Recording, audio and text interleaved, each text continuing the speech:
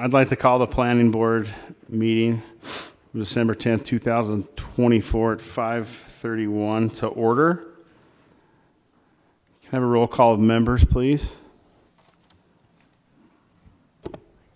Mike McLeod. Matt Steitzer. Julie Jackshaw. Here. Bart Riley. Mark Garf. Here. Sean Ori. Bill Daly. Okay, so that's... Oh, I just messed that up. I'm Josh. I'm here. Counts.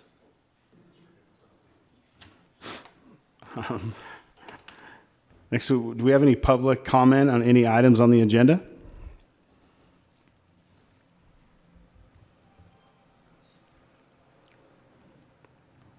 Looks like no, so we'll move on to the public hearing and board action.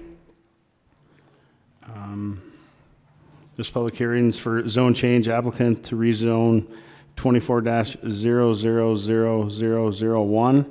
It's an application by 2B Holding LLC applicant and Matt Moore of Moore Engineering and Land Surveying, agent requesting an amendment to the Butte-Silver Bow zoning district map. The applicant requests approval of a change to the zoning classification for approximately 2.07 acres of land currently zoned M1, light industrial, to C2, community commercial. The land is legally described as sub 14 S06 T02 North R07 W lot 4 through 5, commonly located at 4115 Wynn Avenue. Next.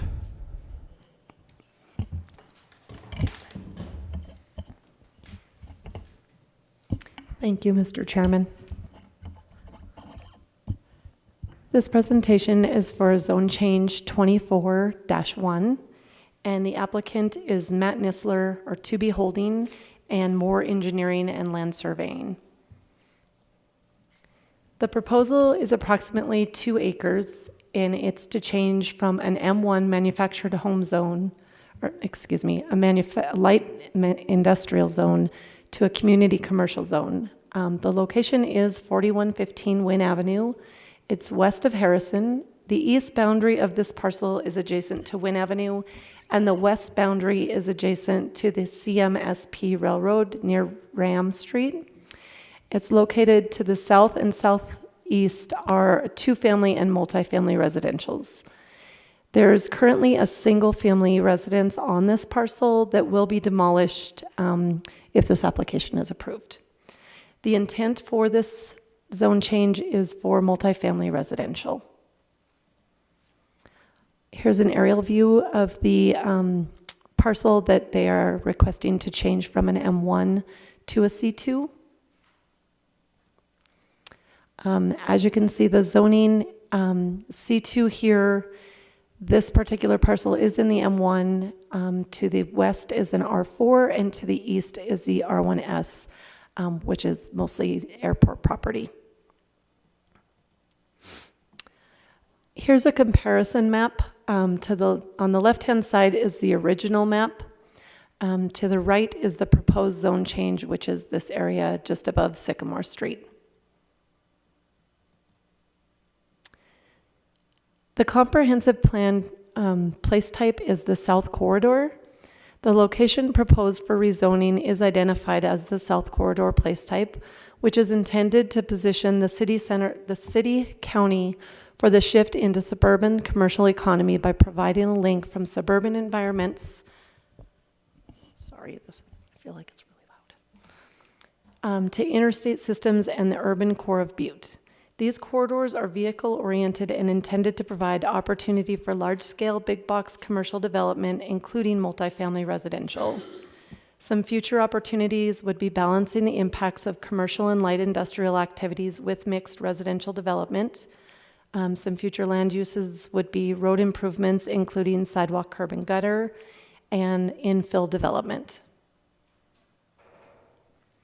Staff findings. This property is a single-family residential is used currently as single-family residential in a light industrial zone. Zoning boundaries may be amended, supplemented, changed, modified, or repealed per 76.2303. A city or town council or other legislative body of a municipality shall provide for the manner in which regulations and restrictions and the boundaries of districts are determined, established, enforced, and changed following a public hearing.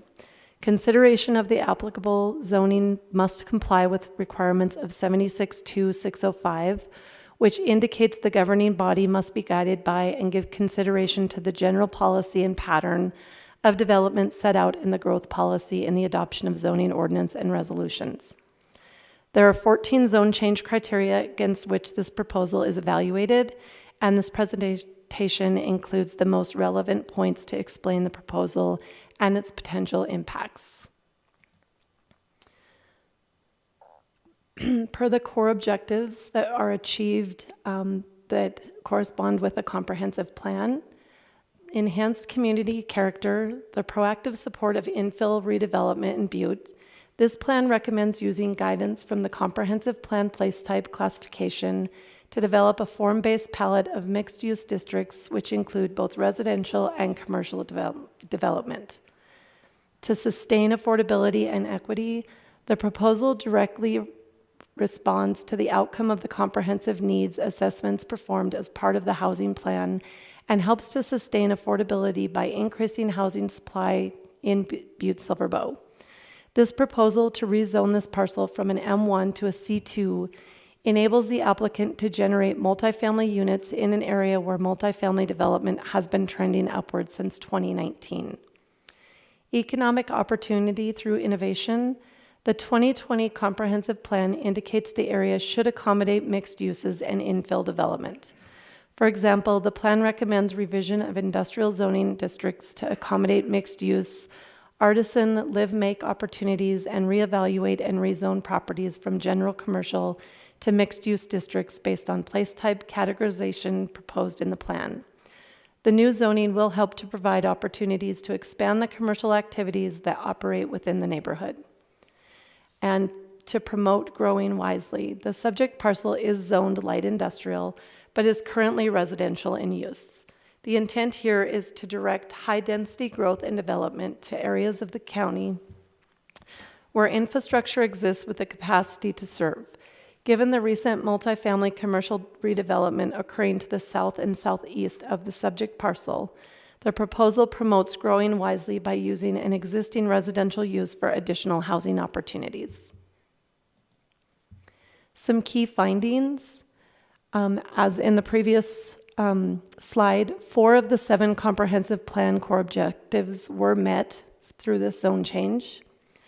Due to the zone change being in an area that is currently served by existing roadways that are maintained by Butte-Silver Bow, staff does not foresee a change to the existing road network. The new zoning will promote health and general welfare, as the proposed zoning designation will provide standards for building and infrastructure be more conforming with the zoning ordinance. The new zoning will secure safety from fire, panic, and other dangers by not allowing uses that may not be compatible with neighboring properties to be developed. An example would be a manufacturing facility being placed in this area that would be more prone to danger. The new zoning will provide for adequate air and light. Zoning requirements are designed to assure that adequate air and light are provided to all developments. C2 zone development standards do include a minimum lot area per section 171450, minimum lot area allowed. Here you can see the existing home that would be demolished if this proposal were to be approved. Some additional key findings. The overcrowding of land is controlled by development standards that provide maximum densities for development. The comprehensive plan encourages the increase in density in the South Corridor place type. The existing lots are large in size, and given the availability of municipal infrastructure and zoning code constraints on height and bulk of development, further constrains the potential for undue concentration of population. The area has changed significantly since 2019, adjacent land uses have shifted from light industrial and suburban scale development to more intensive multifamily and commercial development. Zoning will provide adequate and appropriate space for development to occur. It will also allow development to occur in a way that does not adversely affect the health, safety, and quality of life of the residents in the area. A zone change on these properties from M1 to C2 would make the existing multifamily residence more conforming than the existing single-family structure that is currently on the parcel. Staff recommendations for this particular zone change is in compliance with the comprehensive plan. It aligns with the place type designation, the recently adopted strategic housing plan, and the broader community goals. As discussed above, a change to the official Butte-Silver zoning district map for an area of land that is currently zoned to M1 to C2 complies with 14 criteria for zone change. Based on these findings, staff does recommend approval of zone change 24-1. Thank you for the presentation. Does anybody have any questions?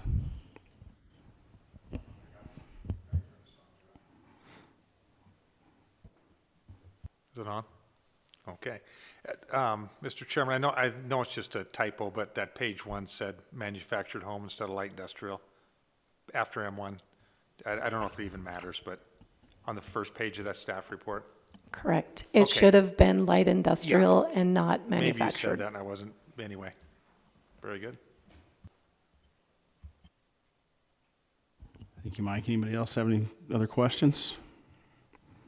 I see the applicants here. Do you have anything you'd like to enlighten us with, or any questions yourself? I don't imagine you do, but if you do, you can ask some.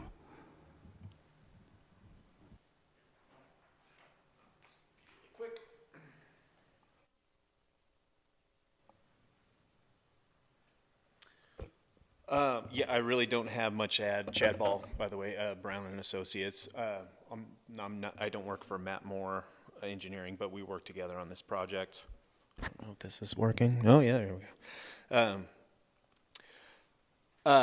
Yeah, everything in the staff report was laid out just as I would have said it. And it seems to already kind of conform with the land use in the area. If anybody has any questions, I'm willing to answer them. But other than that, yeah, I don't really have anything to add. I have a question. Sure. Just so I'm clear, we're going to tear down that house. You plan to, not we're. And you're going to build multi-family, like an apartment complex? Is that what you're talking about at the end of the day? Yeah, so... How many and how many units and so on and so forth? right, and that is in question. I mean, it's kind of in flux, but for a zone change, we don't really have to present a full proposal of what's going to happen. But what I can tell you is that it's probably going to be 6 to 7 buildings, probably duplexes, very similar to what is to the south and to the southeast of that, of the property in question. Yep. And as of right now, there's no one here or has stepped forward that opposes the project? I mean, I don't see anyone here that's doing that. Correct. Okay.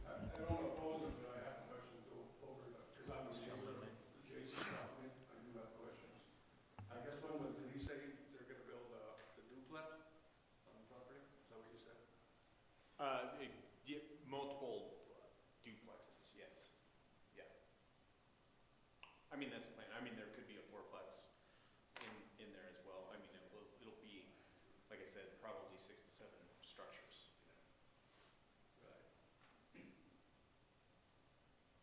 Thank you, guys. Thank you for any of the staff. Any other questions? Any discussion from the board?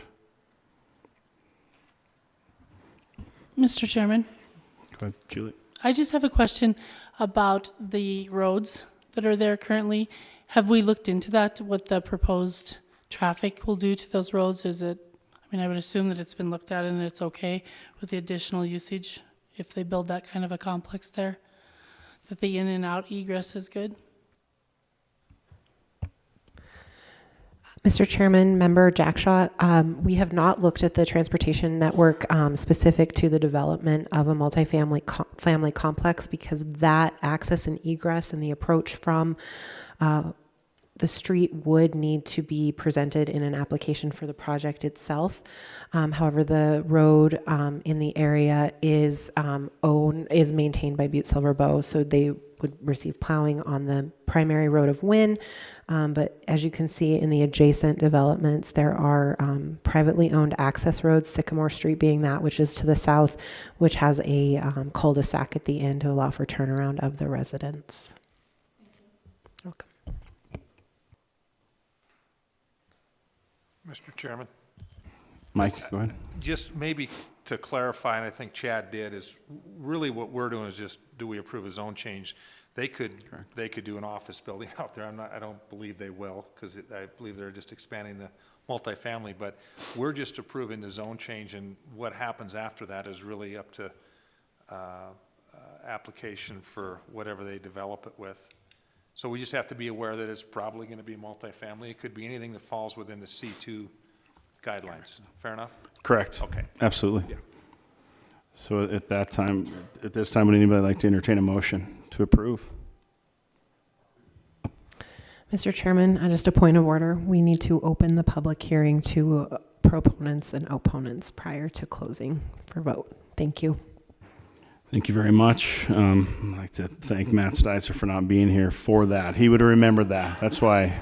So at this time, yeah. At this time, are there any proponents? Calling for proponents at this time. Going once, going twice. This time, opponents, right? Any opponents? Going once. I'm going to get up. I guess I'm a proponent. I'm not against the project, so I guess I'm a proponent. If you'd come up and state your name and address for the record, please. Yeah, my name is John Rober. I live at 4105 Wynn, lots 2 and 3. So I guess the questions I had was, he answered about how many they were going to put into that lot. He said 6. So, and I asked the young lady there about the easements on commercial versus residential. The setback on the property line is a little more. Is that how that works? Do you know? Somebody said that commercial, it's like 10 feet on residential, but I think on commercial it's a little more So the front setbacks on the, from the property on a line. commercial property would be 25 feet from the front. And then there's, I believe it's a 15-foot side yard setback if it abuts a residential zone. So you're saying 15 feet from our property line? Is what you're saying you're saying the front of it, the street side, Yes. and the other one would be 15? The other one would be 15 if it's in a residential zone. Well, So I'm if you're actually- industrial I'm zone, industrial, yeah. then there's not any side yard setbacks. So they could actually build right next to the property line, is what you're saying? They could, yes, potentially. Potentially. Okay, so I mean, I haven't seen their plans yet, so it's definitely something that we could look at. And yeah, I think when they built the ones before they got this property, it seemed like it was 10 or 15 feet. You know, the houses were that you were showing on the photo there. The other question was, when they were building the houses that they have now, right? Before they bought the property, there was, the way I understood it, an understanding of a privacy fence. So I was wondering, how do you go about that when they develop when they lay out how many houses they're gonna have? Is that when you would address that? Correct. Yeah, so at that time, when that proposal comes forward, definitely come up and ask them questions, because at this point, we're You're unsure. just doing the zoning Yeah, here. Okay. exactly. So they'll have to come before you guys, correct? Yes. Okay. Yep. All right, that's all my answers. Thank you. So last call. Sold right there. So at this time, would anyone like to entertain a motion? Can I just ask one question? 'Cause Absolutely, you can. I know you'll be amazed, but I'm confused. Julia, so when they'll apply for a building permit for their project when they get ready to go. They don't have to have a public hearing for that, do they? You know, I'm just speaking to Mr. Rober, that is there some way to keep him in the loop? Because I would guess, I know Chad can't speak for Matt Nisler, but I would think in his development of the property, you know, he's going to want to be conducive to the neighbor, and he'd probably entertain I can't speak for him, but entertain a different setback or what have you. But I don't want him to leave here thinking he's got a public hearing, because he won't have that, correct? Mr. Chairman, Member McLeod, that is correct. For a commercial development in a C2 zone, that which is proposed would not require a public hearing. However, I have pulled up the code to address the question posed by Mr. Rober, which is what would the minimum side yard depth be required? And so in this particular zone, the minimum side yard width would be that there's none required for a non-residential use, except for when flanking the side of a public street, in which case, this is so complicated, I'm sorry, in which case there shall be a side yard not less than 15 feet. So there would be 15-foot setback required in this particular instance. If it was a residential zone, it would be 20 feet. So there would be an additional 20 feet or 5 feet if it was a residential zone. But in this particular instance, it would be a 15-foot side yard setback for this commercial development adjacent to that industrial zone. Okay, and Mr. Chairman, and Julia, what is his, what's Mr. Rober's? I had a question though. We're actually always been M1, right? But we lived there as a resident. Right.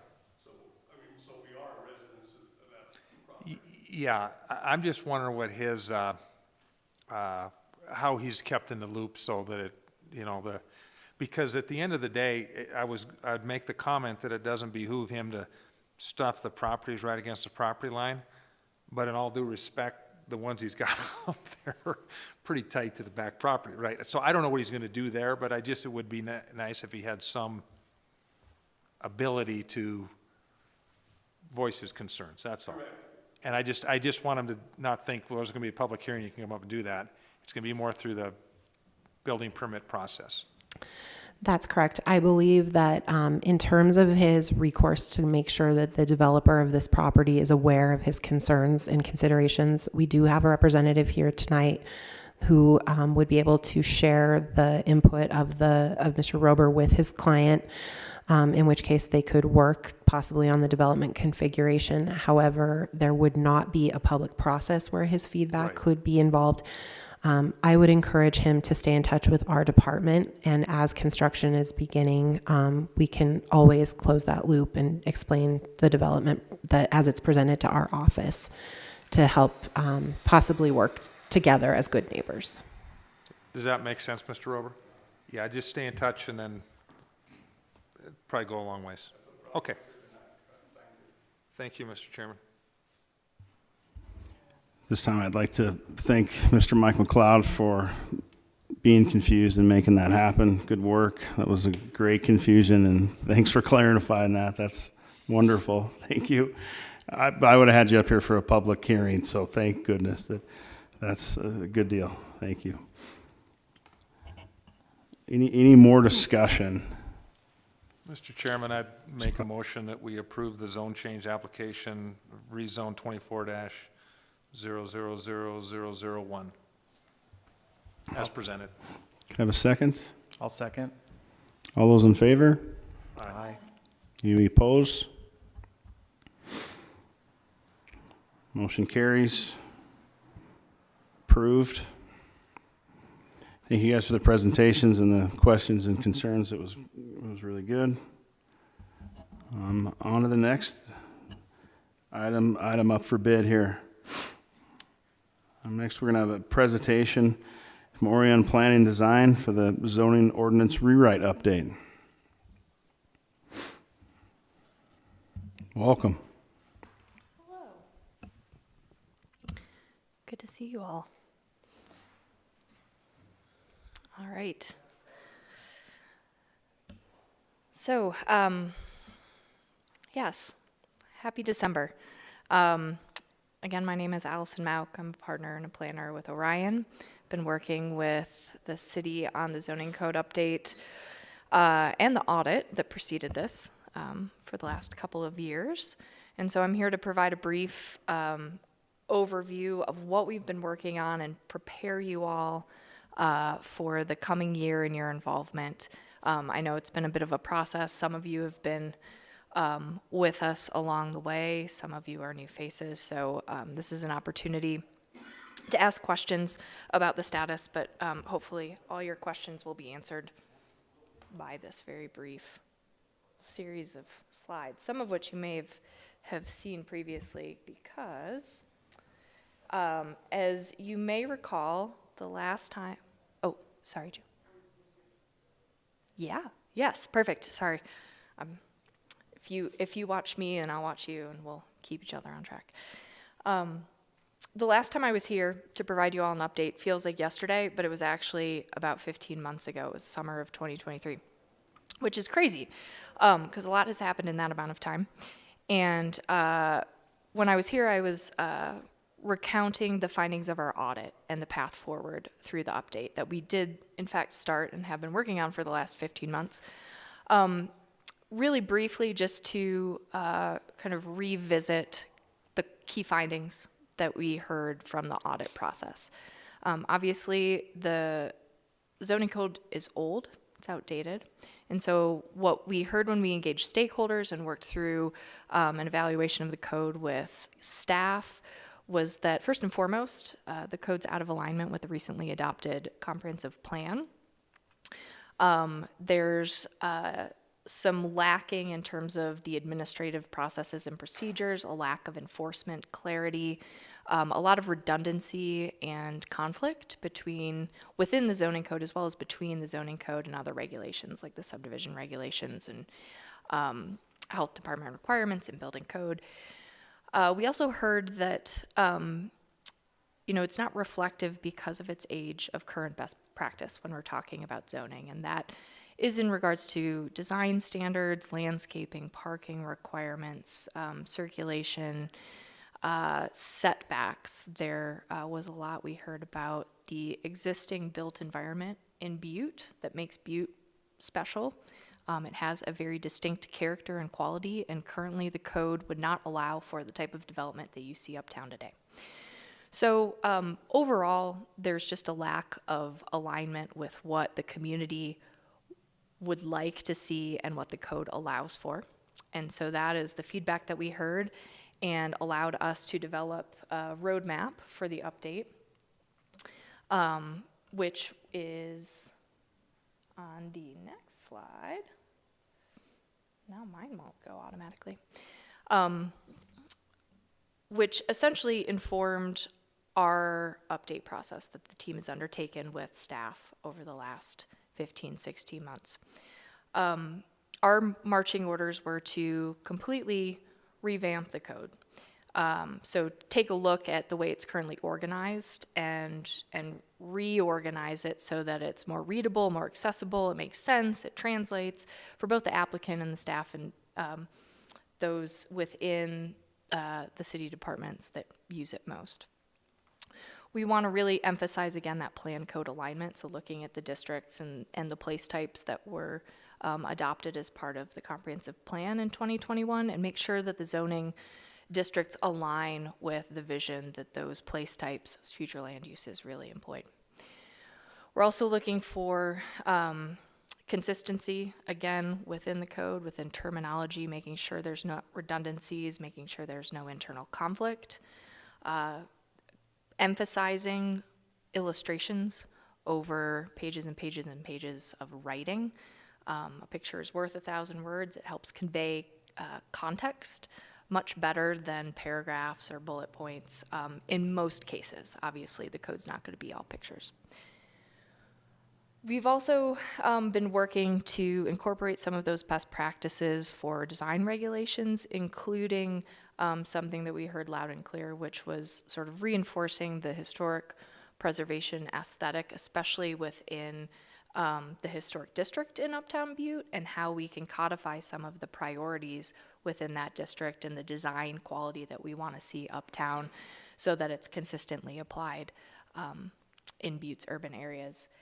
And of course, improving upon the administrative procedures and enforcement procedures that exist in the code and that are required statutorily, but making sure that the development community and the administrators of this zoning code have clarity in what is required and clarity in the process that's expected, and also clarity in the outcomes. And that's important not only for those users of the code, but also the general public.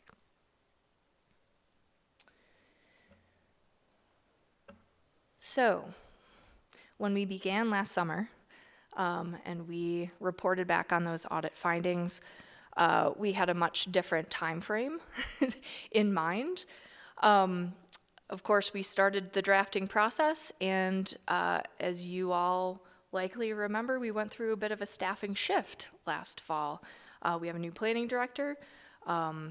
We had some staffing changes within our team, and of course that requires a little bit of shuffling. So we spent last fall kind of getting our feet back under us, and then began with our newly composed consultant team and staffing team in the planning office with kind of reorienting to the drafting that had been started in the fall and sort of temporarily delayed early this winter. Reviewing some of those drafts and then really diving into the development of zoning district components, looking at uses and use conditions. We worked through the summer on some of the preliminary administrative components, looking at nonconformities and enforcement, and have worked this fall on a lot of the design-heavy chapters, parking, landscaping, signage. We've got a few more components that I'll touch on at the end of the presentation that are still in development. But we're looking at release of a full draft of the code in the first quarter of 2025 to begin the process with you all in your review, as well as the stakeholder groups that we engaged during the audit, and eventually the public as this moves through the adoption process.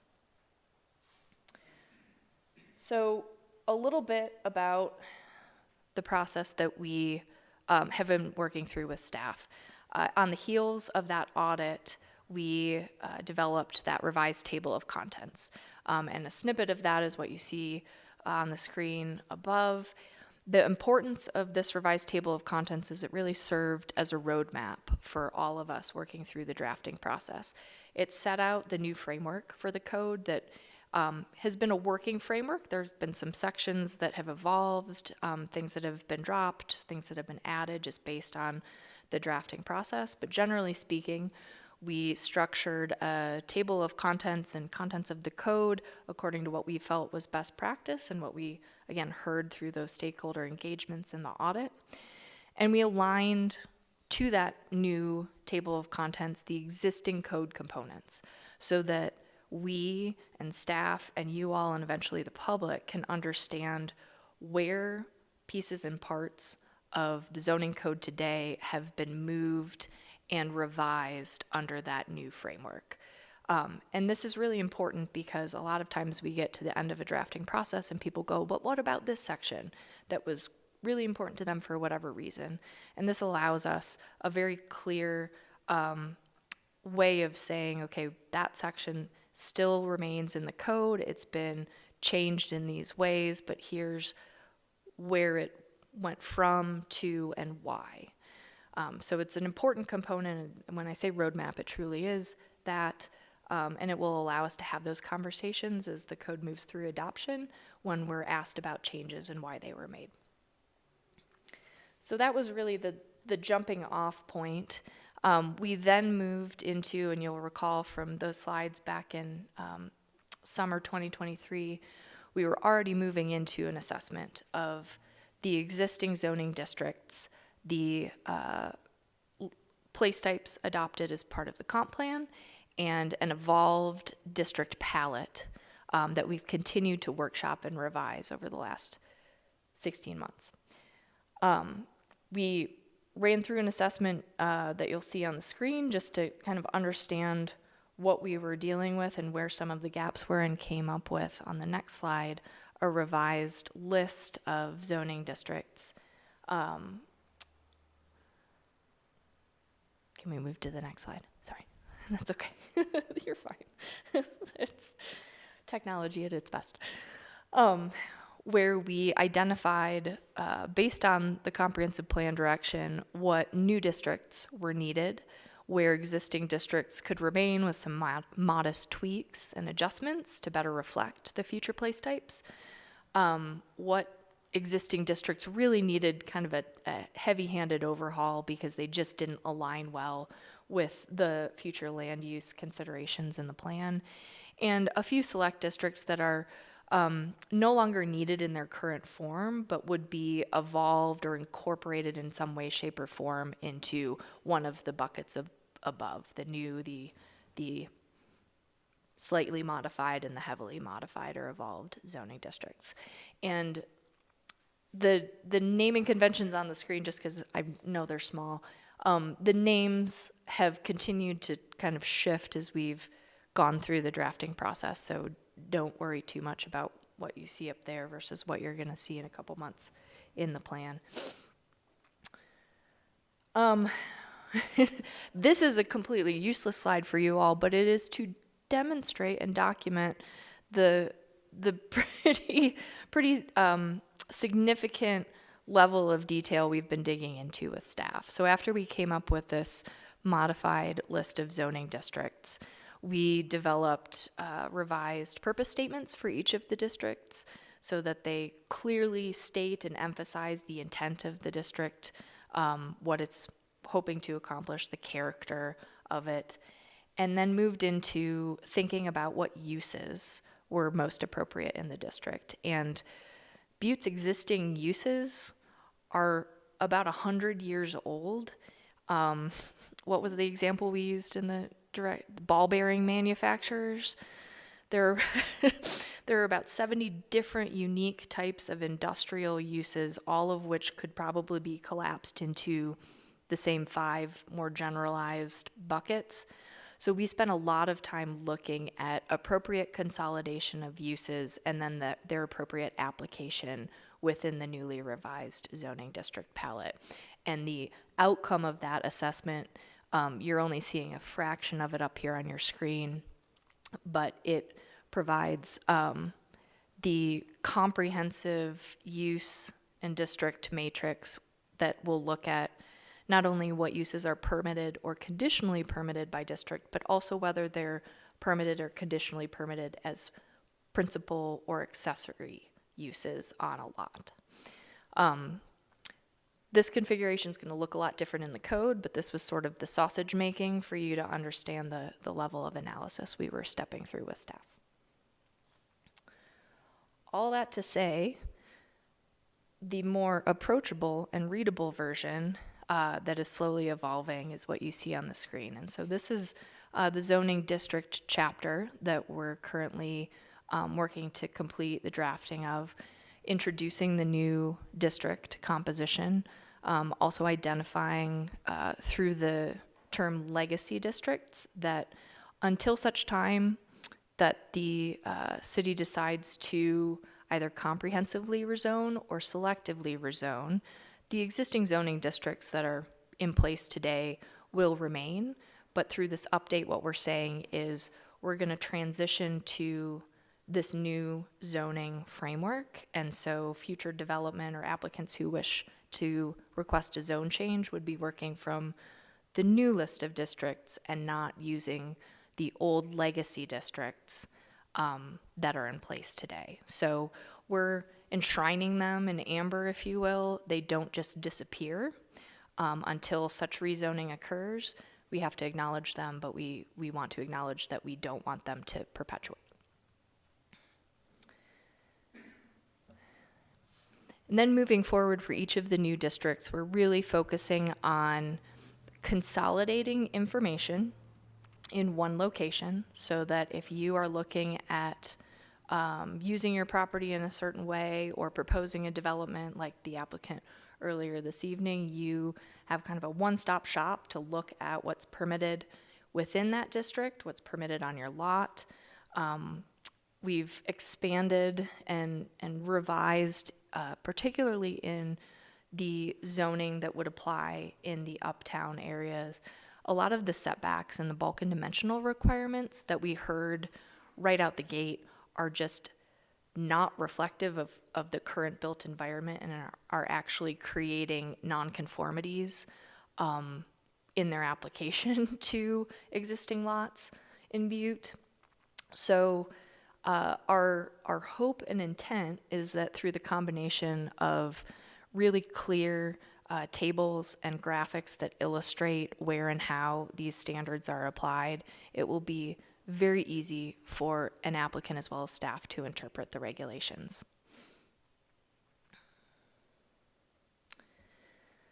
So, to date, this is a list of the chapters that have been drafted. Content-wise, we're at about 65 to 70% complete. And you'll see up there we've worked through, those first few chapters, which are nuts and bolts, administrative, heavy. We've have a partial draft of the zoning districts, which you just saw on the screen and is wrapping up this week.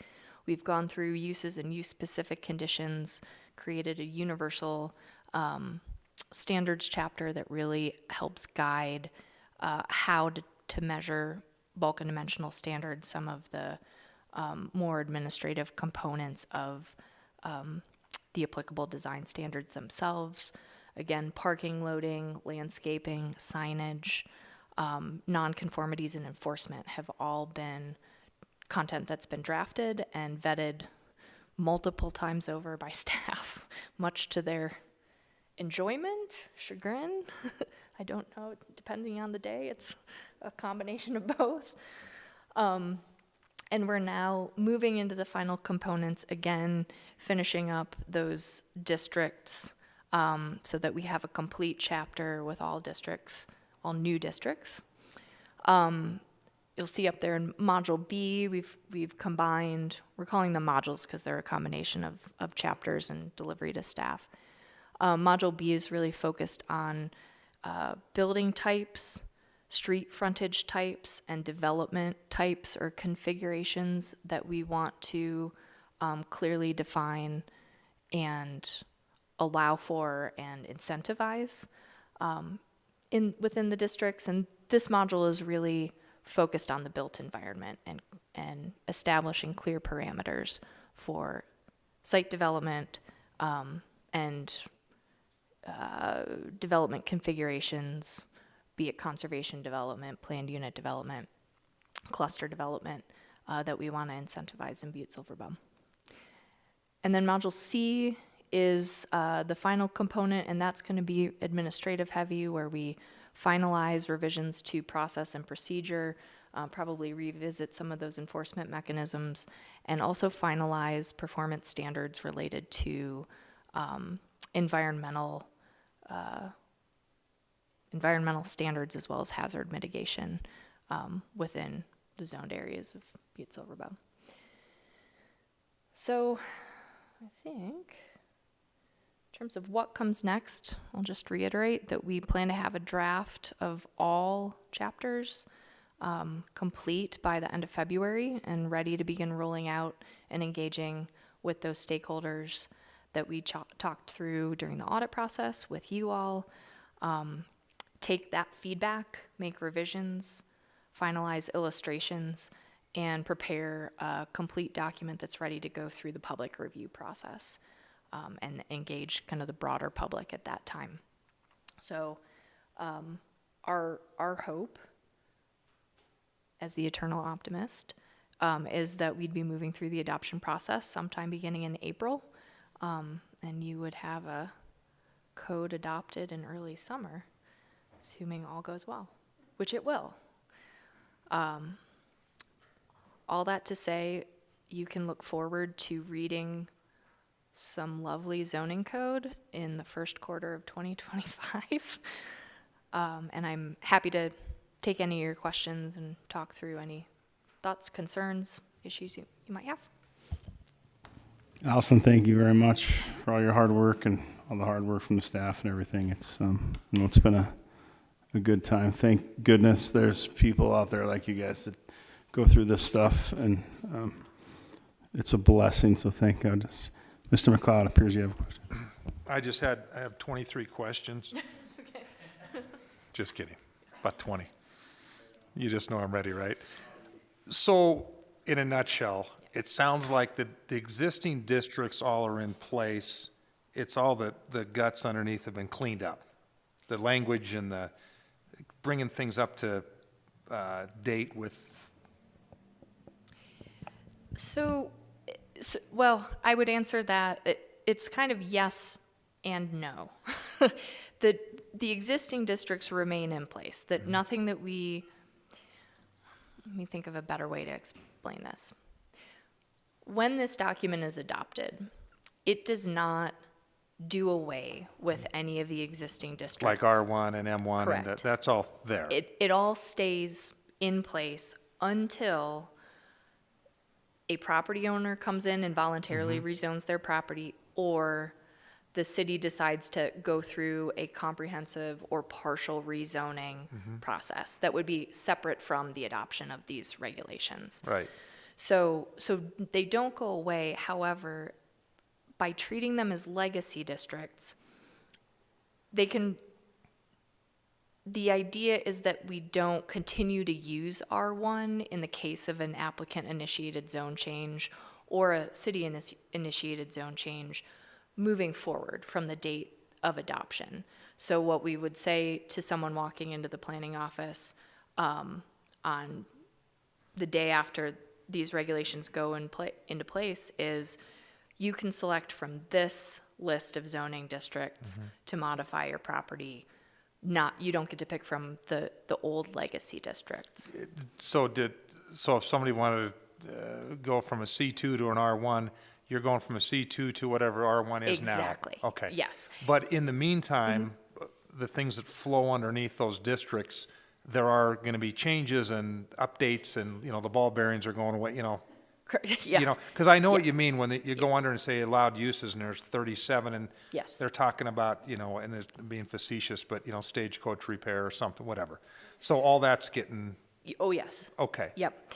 And that is something, you bring up a good question, and it's not one that we've kind of talked through strategically with staff yet, but is sort of in the wrap-up stage of our drafting, is we have the ability to write language to very clearly identify what components of this will apply to the existing zones until such time they change. But the zones themselves won't change until that change is initiated in some manner. Does that? And then sense? it does, and I Okay. appreciate that. And the other question is maybe more for staff. So they come in and they've got C2, they want to move it to R1, and you say, okay, well, so the comprehensive plan pretty much dictates what that area should be. It should now be this district. So am I on track there?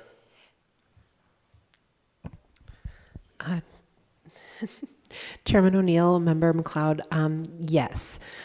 Essentially, what we would want in our department is to be able to have somebody come in. We can use the example from earlier this evening, where they're looking to take an industrially zoned lot as a M1, and then if they were coming in to say we want to do a zone change, we would compel them in this particular instance to say, okay, we will be a mixed-use zone, a live-make zone, and those are those place types Right. that are reflected there. And we have tried very hard to identify zones that align with those with some flexibility that are almost hybrid, so that we are creating opportunity for a more variety in our districts. So you could have maybe more complementary uses in one area. and then using the design requirements that are imposed to then say, well, if it's this, then you have to have these setbacks, and essentially achieve that vision that's reflected in the comprehensive plan through that process. So in this instance tonight, we would have probably recommended that become South Corridor, and I'm going to go back. So if it were the South Corridor, in this particular instance, we would probably look at that as a commercial corridor as opposed to a light industrial corridor. That particular neighborhood might be one where we would consider the live make. Like you live in your home on the front part of your lot, and in the rear you might have an auto body shop, or you might have a place where you do woodwork or fabricate something. And so we would look at those things. And then I think in this process, we're going to have to also evaluate if we need to make some nuanced changes to the comprehensive plan to align with what kind of use profile we want to achieve in a neighborhood as well. Okay, thank you. The other question I had was I'll call it the dreaded special use variance. Are those going away, or are they, because I know that was kind of the plan. Chairman O'Neill, Member McLeod. So through this process, and this, I think this, I don't want to understate this ginormous spreadsheet. What we've done with this is Allison and her colleagues have set this up essentially to look at the different zones that are being proposed and what their purposes are, and then aligning within it what types of agricultural uses can happen in a residential zone. And I know that sounds weird, but there's a rural residential zone, and so we would want to promote the agricultural uses in those areas. We would want to make them either permitted or conditionally permitted. And essentially what this is doing is saying you can just do it outright, or there might be use conditions. And the way that the content of the code is structured, that Allison's team has drafted those conditions in writing already. So if you want to do this thing, here is what you need to do in order to do it, which will avoid them having to come to the board to ask for a special use, to ask for a conditional use, to ask for a variance. We will still have special and conditional uses because there are some of them that quite simply will require it. And in particular, we'll need to retain the variance process, but constraining that to not apply to use, but rather when you have a very unique physical constraint. So we'll be probably sticking a little more true to the Supreme Court's interpretation of a hardship. Hardship, there you go. Yeah, okay. Thank you. Thank you, Mr. McLeod. Anybody else have any questions? Chairman O'Neill. Mark, go ahead. I have a question. I guess it's for staff or Allison. So if an applicant comes in and they want to do a rezone, and you recommend certain new zoning districts that they can, that they can move their property to, and then they do that, and then a number of people come in, and other property owners, they do that, and then at such time when the county takes on the process of doing an overall zone change, we're gonna rezone the whole county, we're gonna get rid of these legacy zones. What happens to all these little pieces of rezoned property that may not conform to what the overall county wants to do with the rezoning process? Does this make sense? What I see happening is little pieces of rezoned property that maybe in the future don't conform to an overall rezone. I think the hope would be that the comprehensive plan and that future place type map within the plan would, and I think Julia stated this, but I'll just kind of restate that if someone were to walk into the planning office tomorrow and say, I want to be zoned for commercial corridor, but the place type that I'm living in is ag, that would be not in alignment with the plan's goals. So that would not be a district offered to the applicant at the time they requested a rezone. Now, depending on when the county entertains a more comprehensive, the city county entertains a more comprehensive rezoning, there could be changes made to the comprehensive plan. There probably should be, just because it's now approaching 3.5, 4 years old, and a lot has happened in that period of time. And so, you know, there's a good argument to revisit what development patterns are present in the county today that weren't present in 2019, 2020, when we started that process. All that to say, my hope would be that the place type configuration kind of remain and is just morphed and expanded in future updates. So I think your concern is valid, but if planning staff is using the plan to guide the options presented to individual property owners requesting a change in the interim, there's a pretty good chance that it's going to remain in alignment with the overarching goals of the plan. Okay, yeah, thank you. That answers my question. I have a follow-up. This may be for staff. This is probably a question you can't answer, but is there a timeline for doing an overall city countywide zoning change to conform with the new zoning code? Mr. Chairman, Member Garf, I think from the standpoint of staff, we do not have a timeline for implementation in place. I would propose such a timeline and bring it to you for your concurrence. I'd like to see that being something that is assisted by the planning board and guiding our work within the department. I think from a staff perspective, particularly Joella Aiden and I working within this code in the last year, we're all really have been working for the first time to the degree in planning over the last year, and we need to update this code very, very soon. I think we run into more challenges administering work in Silver Bow County because of the age of the code, and so it would be my intention that depending upon workflows, that we would have this implemented within 18 months, if not shorter. And I think, as Allison suggested, one such way to approach that would be if we do get a zone change request in a certain area, maybe we broaden that geographic zone change to not just apply to one parcel or its zone that it's currently in, but really evaluate what is feasible in the zones surrounding it. So that could be not only a plan that we have for strategically completing this process, but also the iterative approach to doing so as well. Okay, thank you. Last question. What does the process of adopting this new zoning code look like? Mr. Chairman, Member Garf, I've only been through one zone change prior to this. This would be a simple, we'll go through the public process as Allison had lined it out, and then the zoning ordinance would be brought to this body for your recommendation to move forward for adoption at the council, which would also then follow through with its required processes. At such a time, the ordinance would also be presented to the Judiciary Committee, which would go through 3 readings for a total of, I believe, an 8-week process once approved by the council. I think we're looking at,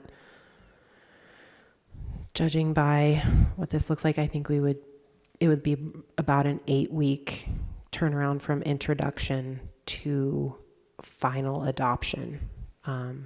But possibly longer, because I think there's a 30-day wait associated with an ordinance. So if we brought this forward to this body in April, you made the recommendation, the following meeting, we would present that to the Council of Commissioners. They would either have questions and move it forward for adoption, at which instance it would move into the Judiciary Committee to work through the ordinance drafting process, upon which it would be adopted.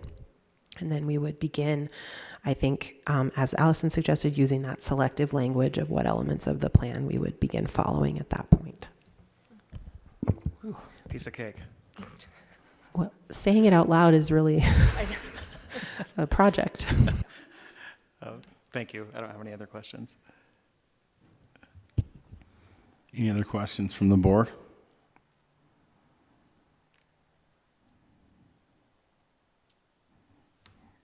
Anything else, Al? Great job. I mean, we're heading in the right direction, obviously, so it's good. I guess the one question I do have is, so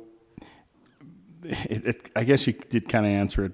There's always going to be these wacky things that happen and people want to do in areas. So somebody could still come in and try to make that happen if need be. And all this stuff isn't concrete, right? It's not like there's always an exception.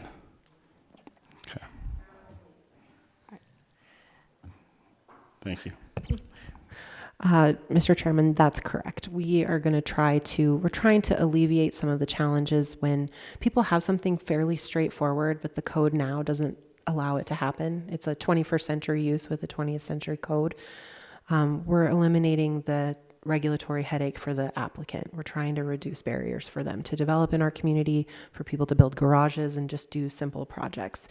When it does come to those more complicated or more sort of idiosyncratic situations, which you'd be astounded how many of those we deal with in a week, we want to have a really clear path forward for how they can make that work. One of the practices that has been used that we're no longer doing, which is a use variance, is like you live in one zone and you want to do a use that isn't permitted there. That can result in those dissonances. And so we're really trying to structure the administration of this code to allow things to happen. And I think that the beauty of this being a piece of regulation in this county is that if something really isn't working and we're seeing a lot of difficulty with it, we can utilize the amendment process to make corrections where they're necessary. So I don't, it's not a concrete standalone document that should not ever change. It should live and it should breathe just the way that the people who live within it do,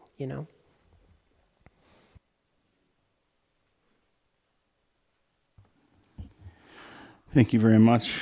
Last chance for anybody on this board to have any questions. If you don't have any, speak now or forever hold your peace.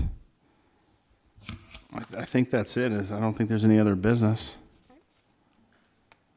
Alice, thank you for coming over. We'll see you in Beautiful 2025. Butte. Absolutely. See you next year. I think that's it. I think now we can adjourn, can't we? We'd like to make a motion to adjourn. A second. All those in favor? Aye, aye, aye. Thank you all.